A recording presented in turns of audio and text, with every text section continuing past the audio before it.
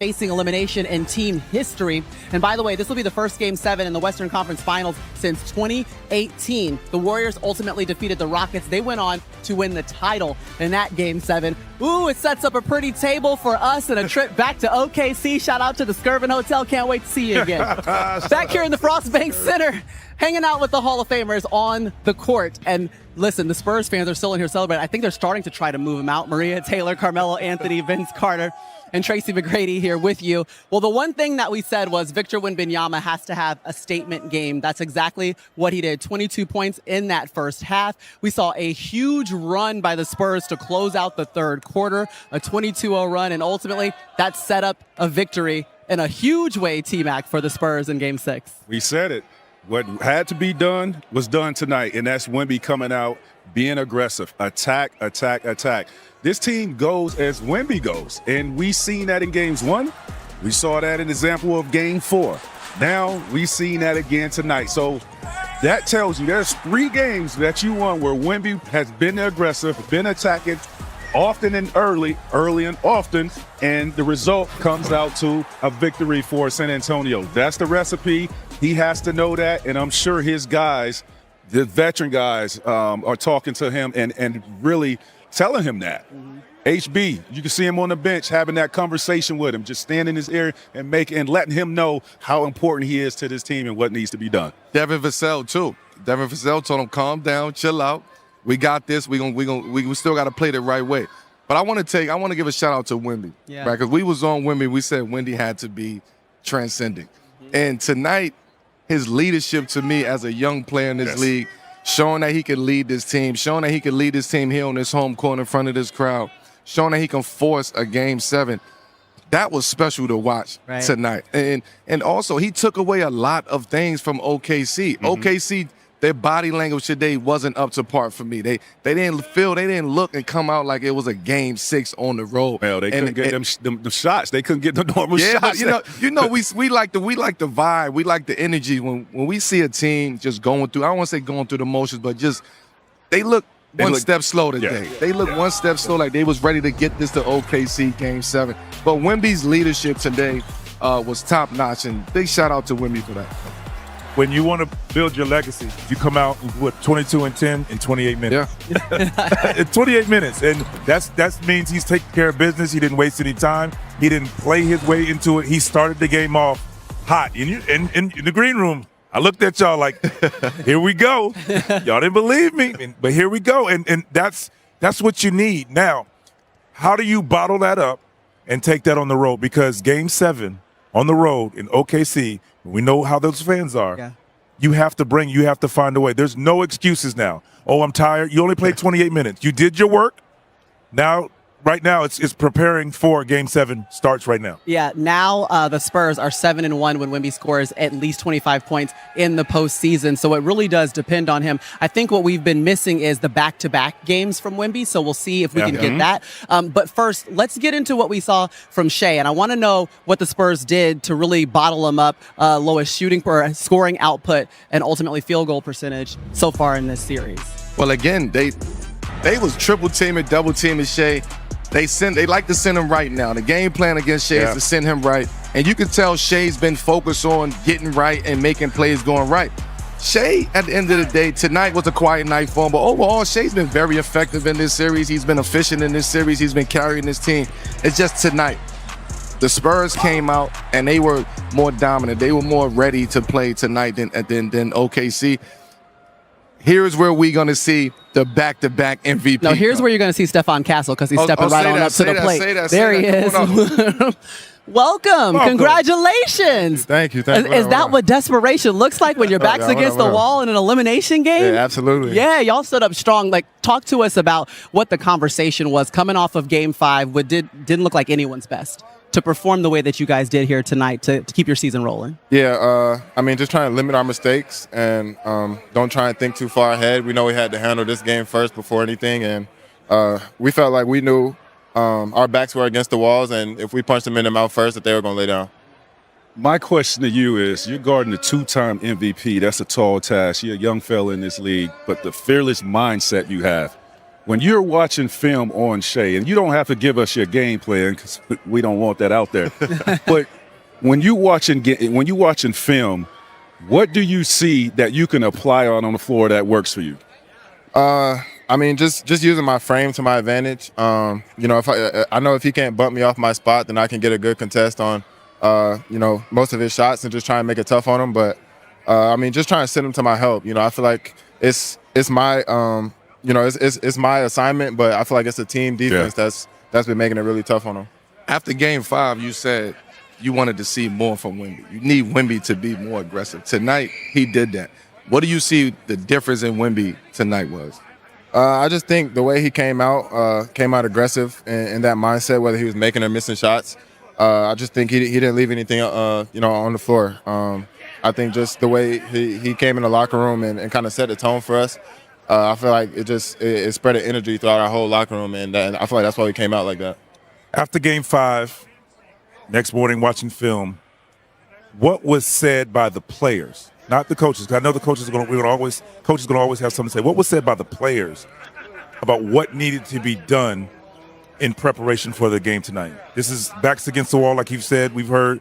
But what was said, like, to motivate everybody? Because before you answer that, Wemby walked in his outfit, and that told us everything. Right. But what was said leading to that? I just think, as a group, we all want this. It's right there in front of us, and we feel like collectively that we're better than this team, and we didn't want to let our fans down on our home court either. So coming out here with a chance to go back in OKC and play a Game 7, I feel like that's all the motivation you need.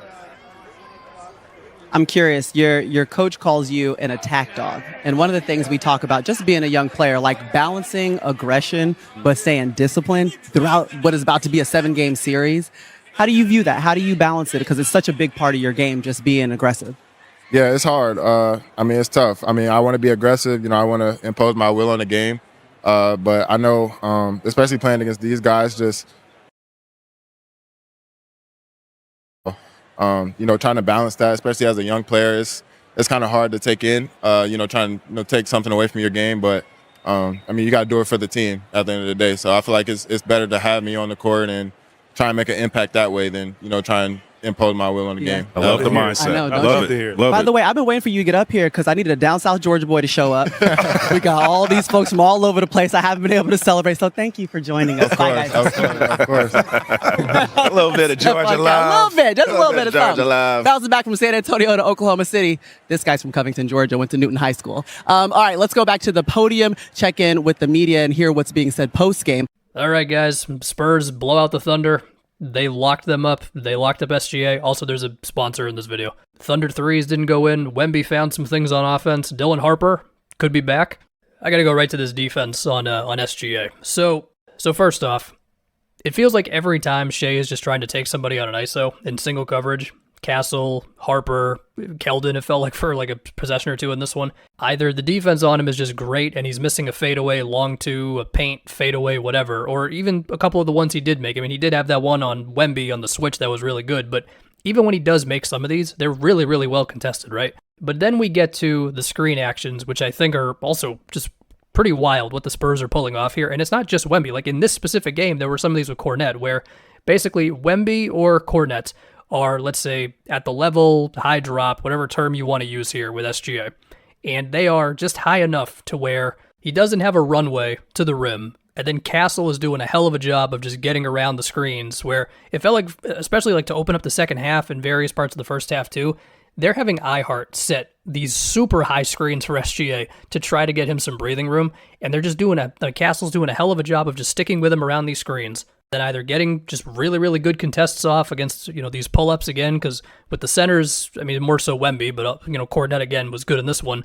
It's just tough to get something down there. Or like Kornet might get there high enough to where SGA is throwing it to iHeart on the roll, but then Kornet gets back to iHeart anyway. Or a couple times where iHeart like slipped the screen, but then Wemby just blew the play up because that's what he does. So he's still contesting iHeart at the rim, and SGA also didn't feel comfortable with driving on him as Castle's somewhere on him as well, on his hip, on the screen actions, whatever it might be. And so for this for Game 7, the question's going to be, like, what specific play type do you find for SGA? I will say they did have some success in this one, at least for a couple plays, on giving him, like, some empty side DHOs where he starts from the corner. I want to say he made one of his shots on Harper from that, but for the most part, I mean, SGA was not good today, and the Spurs just really, really locked him up, and they just locked up the whole team. I mean, the threes did not go. Spurs went nuts from 3 today, and the energy defensively was just better. Like, I mean, Wemby in the last game had a few plays where, and now we're about to be in June, even he looked a little slower than he normally does protecting the rim or just covering a lot of ground. Like in this one, I mean, there was a possession in that second quarter where he switched, which he doesn't do like that often. I mean, he had the switch on SGA I mentioned, but he switched on one play from like Chet to McCain to I think Caruso, back to McCain, and then blew up one of those plays, or he like closes out to Jay Will, and then he also deflects a pass that Jay Will tries to make to J-Dub right after. It's like a DHO or something. Covered a whole lot of ground, was exactly where he needed to be on Shea screen actions. Also some stretches there where he was playing off of Lou Dort, and it just felt like OKC had a tough time with that, to where Kaysen had to come in, and Kaysen did make threes in this one. And, I mean, this has just been such a thing for this whole series. OKC's role player three-point shooting, especially Caruso, and the nature of a Game 7, which I understand. Sometimes the home team just wins Game 7 in a blowout. I get that. Like, that's on the table. But, I mean, if Caruso goes 1 for 5 from 3 or, like, 4 for 5 from 3, like, that really could be the difference. Like, how often is it just Wemby daring him on something? And then you still have to account for just the random Vassell plays or whatever, of like getting back in transition to contest SGA or whatever. Just a great defensive game of activity and pressure and a bunch of things from the Spurs. On the other side of things, well, one counter to everything that happened with Wemby in the last one is go 4 for 9 from 3. That always helps. I think the first 2 plays of the game, they ran like some empty side stuff with Wemby and Castle. One was a Champagny 3, one was a Wemby pick and pop against Diehart. He had like a few threes against Diehart where it was just, I've got a little sliver of daylight, I'm going to go for it. And look, the convos around Wemby's ability to score inside when he has a bigger defender on him and a team is collapsing in the paint, well, it's not as big of a deal when he makes a whole bunch of jumpers. I mean, he had like a mid-range or 2 on Jay Will and Diehart, I want to say. He had one aggressive drive on Chet, like with a little between-the-legs dribble into a spin. Another empty side screen action with Castle where he slipped it and got that lob where Diehart fouled him. So you find ways to not have him just in the middle of the floor with not really a plan on certain plays. And even then, like, he'll still convert some of them. Like a couple of those jumpers were basically that, not the threes, but the mid-range. And so for OKC's sake, what they're going to hope for is when those screens happen, like we're going to send an extra guy to tag Wemby on the rolls, and then we don't get burned on skip passes. That was a big theme in the last one. Like, there were opportunities for Wemby to get the ball in a roll sometimes, but it was like just the smallest window. But again, they found the empty side stuff in this one. As far as Dylan Harper, he had at least one of those empty side actions with Wemby, and this one he like froze Diehart on a hezzy dribble and then got a score at the rim on him. Of course, he was off in transition many times as well. If Dylan Harper is going to be able to really cook and not just be like another ball handler who can play defense for this Game 7, obviously that's massive and probably necessary. Of course, there's no telling exactly how much the injury affected him the past few games, but there's that. J-Dub, I mean, he was out there for a little bit. I honestly didn't even consider seeing J-Dub. If not in this series again, then at least definitely not in this game. De'Aaron Fox, I don't know, man. I gotta assume he's still dealing with the ankle in some way. But yeah, man, here we go. A Game 7, a Saturday night Game 7 for the most anticipated playoff series we've had in I don't know how long. Hopefully it's an awesome game. There's probably going to be some crazy ref talk after it. I mean, we've had 2 different games of this series with just an obscene amount of free throw attempts. And, well, I picked the Spurs to win the series, so I'm going to go with them in Game 7. And yeah, I mean, it's just going to be every storyline of this series, just what ends up happening in the last game. Role player three-point shooting, certain screen actions or DHO actions or whatever to get Wemby or SGA just a bit of an easier look, because when they are like in the middle of the floor and either one of these defenses are able to just lock in on them, that's when it's at times been more of a grind. The Kornet minutes, I mean, the Spurs won them today. Also, Wemby's minutes. I mean, Wemby played 49 minutes in Game 1. Since then, he hasn't touched 40 minutes. Now, some of these games have been blowouts, to be fair. Also, Chet, just anything involving Chet. Does he make threes? Does he, like he did in the beginning of the last game, just have a few of those possessions on Champagny or Vassell in 1v1s just to not let it be so easy for the Spurs to put whoever they want on him? Also should be said, Stephon Castle has really cleaned up the turnovers since after Game 2.